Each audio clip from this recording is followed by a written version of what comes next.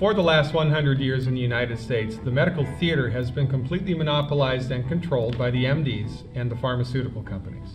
The only medicine that you're taught about in school is MD-directed medicine. The only medicine that your insurance pays for is MD-directed medicine. The only medicine that's practiced in your hospitals is MD-directed medicine, and certainly the only medicine they make TV shows about is MD-directed medicine.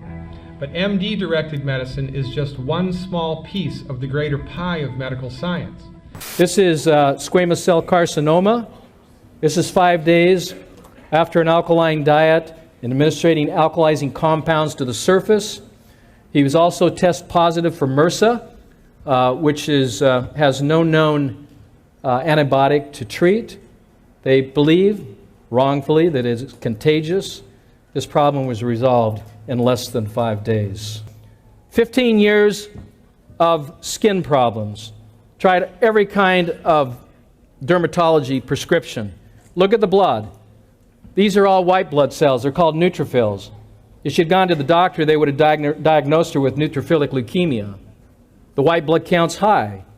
No one's ever died from a high blood count. They died from the treatments trying to lower it. All the drugs that poison the white blood cells are the same poisons that are causing this symptomology. So look at the redness of the skin. 30 days later, look at the blood. Where are the white blood cells?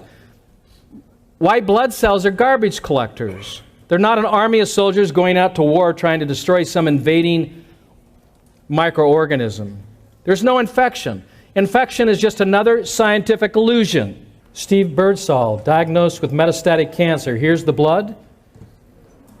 The origin, the core was toxic. The bones were being wasted to build blood.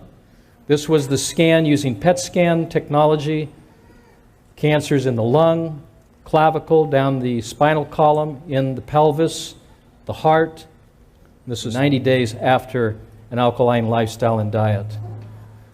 And yet, because the MDs have monopolized the medical theater in this country for 100 years, we equate medicine with MD. And we don't know that there's another way. We don't know that there actually do exist science-based, clinically verified, safe and effective alternatives to MD treatments, delivered by licensed physicians, and they're due. But we're not aware of this in the United States because of 100 years of pharmaceutical company propaganda. And here's how it breaks down. While the MDs have been driving the bus of medicine in the United States, the leading cause of death in the United States is MD-directed medicine. You can source this information at the front page of my website. There's an article called Death by Medicine. It is a 45-page long, extremely well-referenced document. It draws data from the New England Journal of Medicine, the Journal of the American Medical Association, the Lancet, and a number of other very prestigious medical journals. There's no such thing as a safe drug. By the time a drug's approved and it hits the general population, we don't know even 50% of the side effects that are involved with that drug. We were being trained to misinform people. I spent 15 years in the pharmaceutical industry working for some of the major manufacturers. It wasn't like I woke up one morning and said, you know, I need to get out of pharmaceutical sales. It was actually an awakening process for me. It was a spiritual and consciousness process where, as I started observing what was happening, what some of the drugs were doing, the misinformation, the disinformation, that I was being encouraged to minimize side effects when I talked to doctors, I started to recognize that these patients were literally being tortured by the drugs that they were given. The way that the numbers go, the leading cause of death, 780,000 people a year killed by MD-directed medical treatments. The second leading cause of death, heart disease. 699,000 people a year killed by heart disease. The third leading cause of death, cancer. 550,000 people a year die from cancer. And when I read an obituary and I see that somebody's died from cancer, when I read an obituary and I see that somebody's died from heart disease or from the complications of a simple medical procedure, you know what I think? I think medical failure. But most people give the MDs a pass when they fail because we don't know that there's another way. because they have monopolized the medical industry, when their therapeutics fail us, when their therapeutics harm us, or even when their therapeutics kill us, we give them a pass. Because we don't know there's another way. You don't know what you don't know. And when it comes to health, the stuff that you don't know will kill you or will heal you. It's like the movie The Matrix. We are all deeply embedded in the matrix of the myth that the MD is the king of medicine and that the therapeutics delivered by the MD are the only valid medical therapeutics. This is why we let them continue to hurt us. This is why when their therapeutics fail us, we give them a pass. Now I ask you, what do the world's best athletes, actors, musicians, and CEOs have in common? Well, most all of them have a coach. Now, if you want to have health or extreme vitality of the top 5% of the population, you also need a coach. But you might say back, my doctor is my health coach. Let me tell you, 99.9% of the time, this is a bad idea. Now, it's fine to have a doctor that knows your medical history in case of an emergency or an acute illness. But recent research has shown, and this is a conservative evidence, that physicians are the leading cause of death and disability in the United States. Over 700,000 people a year are killed by their doctors in Western medicine. Now, doctors typically focus on the wrong thing, and that is suppressing symptoms, but leaving the cause of your problem in place. Now, this came about when medicine sold out to the drug companies. What's usually ignored is, number one, prevention. Number two, they don't treat the root cause of the issue. And number three, most all doctors violate the tenet of Hippocrates. Let food be your medicine and medicine be your food. Now, I have a lot of experience as a health coach, as I coach my clients at Canyon Ranch for over 12 years. And this included many movie stars, heads of state, and CEOs. Now, these elite, as you might call them, had exclusive access to this life-saving, vitality-boosting information. But I grew weary of all these so-called elites as the only people to have access to this valuable information. Now, if everyone had this kind of coaching, we could start to change consumer demand. We could all be healthier and at the same time save our species and our planet.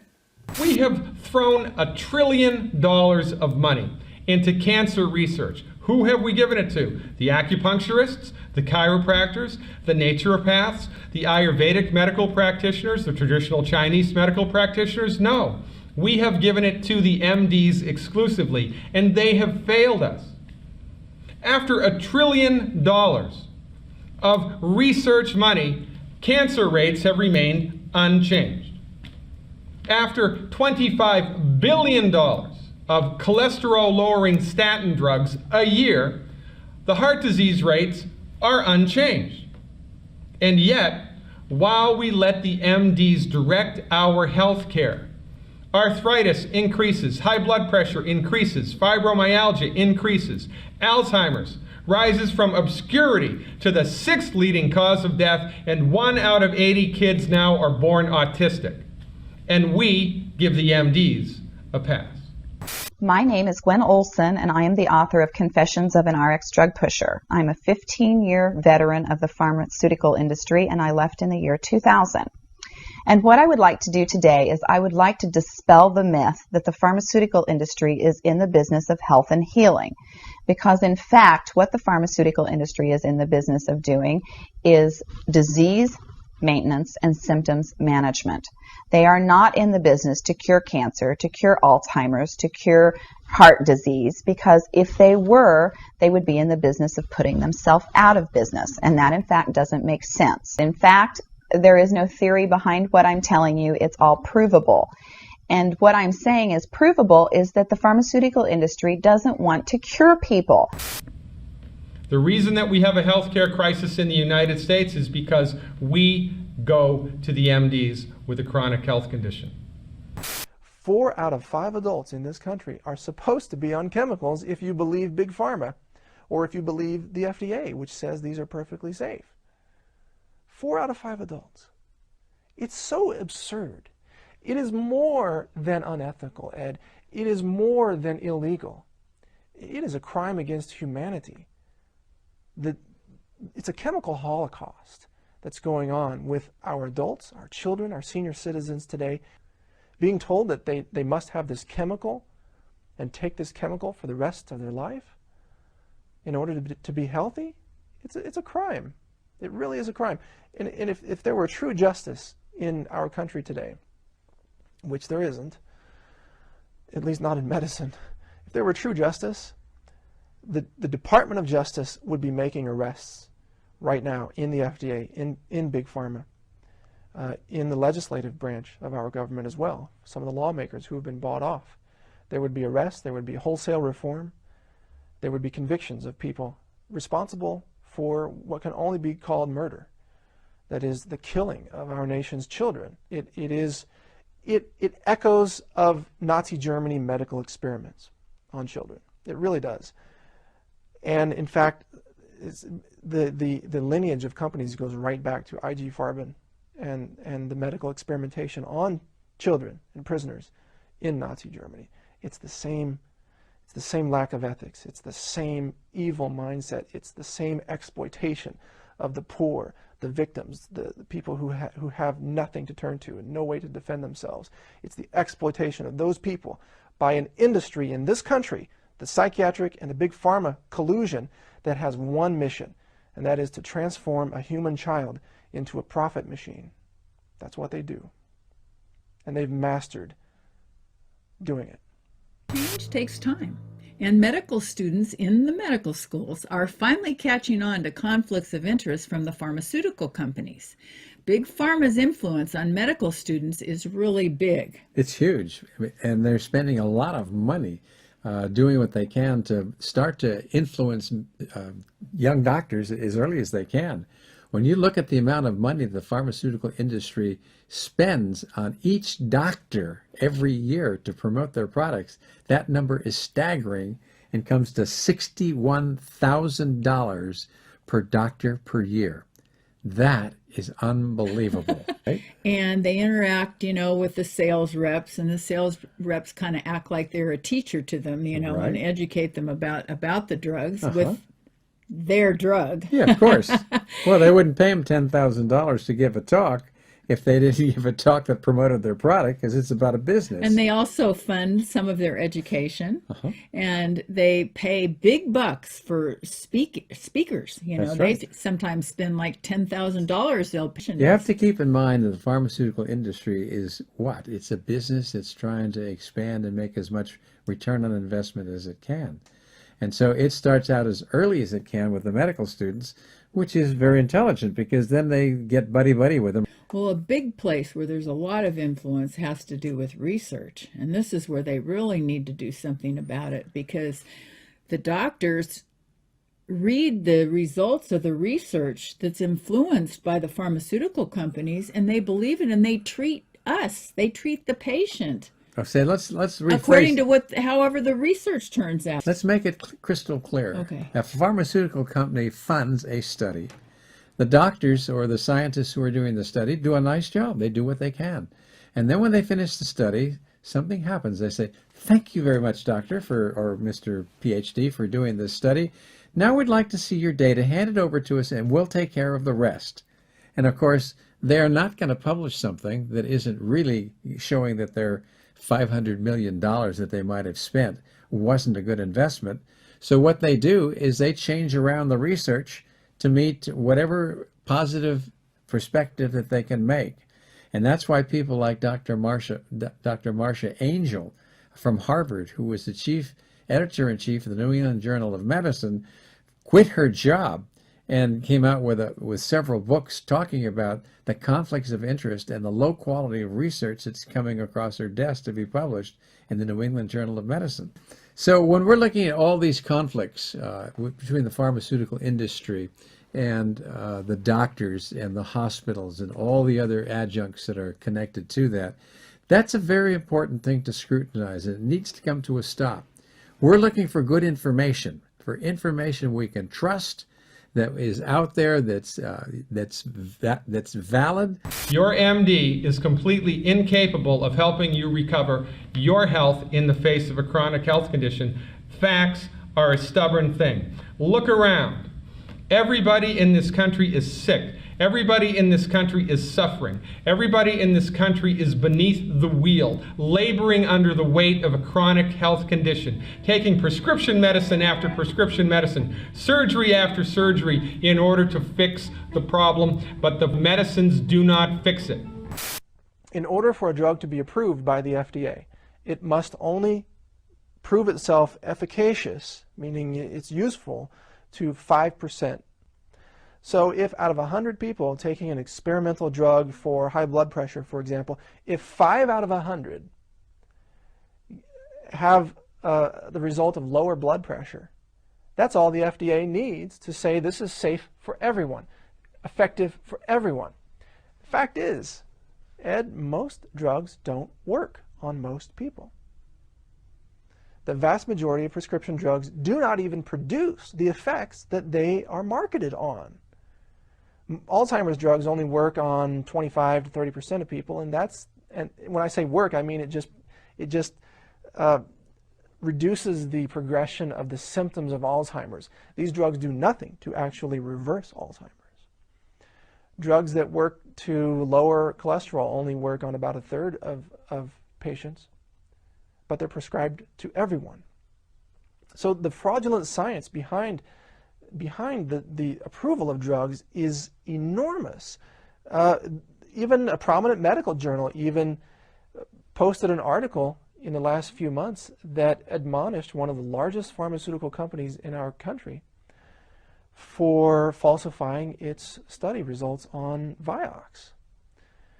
And Vioxx is a great example of what's wrong with modern medicine and the science behind it. Not only were the studies fraudulently designed and reported and manipulated in order to produce a desirable result, but once the drug was found to be so dangerous that it actually has killed more Americans than died in the entire Vietnam War, one drug. Even after knowing that, an FDA safety panel voted to put the drug back on the market. I'd like to talk more about that later, but let's get back to the fraudulent science. What I've said so far is only the first half. It's the fraudulent science behind the approval of medicine. Then we have the fraudulent science that's used to discredit health, anything that conventional medicine doesn't like. Nutritional supplements, chiropractic care, mind-body medicine, acupuncture, and so on. Let me tell you how this works. It's very simple. If you're a medical researcher and you want to discredit vitamin E, and this has been done, here's how you do it. There are two forms of vitamin E. One is natural, one is synthetic. At a molecular level, they are mirror images of each other. One twist to the right, one twist to the left. The natural form of vitamin E is very healthy. The synthetic form, not so healthy. So first of all, you make sure all your trials use the synthetic form of vitamin E. Then you recruit people for your trials who are just about ready to die of a heart attack. That's what they did. They got these senior citizens in who were all being observed for risk of heart attacks and strokes. So you get the least healthy people possible, and you use a synthetic form of the vitamin, and then you use a very, very low dose, lower than any normal person would take if they wanted to be healthy. And then finally, you run several studies like this. Then you design your own statistical curve using some magical voodoo formula that you invent to make the data fit the curve you want. And magically, it's kind of like gerrymandering in politics, where you draw the region in your community that's going to get you the most votes.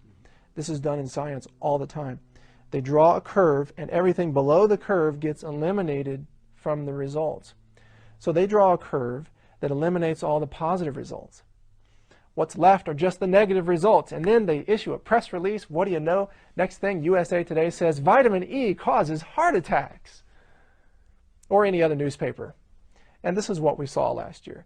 So the science behind the discrediting of nutritional supplements is not scientific at all. It's unethical. It is malicious.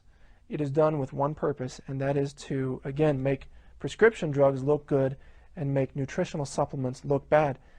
There was a study recently that concluded calcium is useless for strengthening bones. And if you actually read the study, it turns out that hip fractures went down by something like 70% in people who took the calcium. But what they did is they included everybody in the study who didn't even take the calcium. So, you invite 1,000 people in for this study. You say, here, everybody take calcium. 900 people refuse to take it because they just can't stick with it. 100 people did take it. They had great results. But the so-called scientists include the results of the whole 1,000, and it didn't show that much of an effect. And plus, the control group, which is the other 1,000 people that they gave placebos to, they were supposed to not have any calcium. The control group, they were instructed that they could take all the calcium they wanted anyway, outside the study. So this is not science. This is a circus. The control group is not controlled. The study group is, gerrymandered to get the results you want, and this is how calcium is discredited.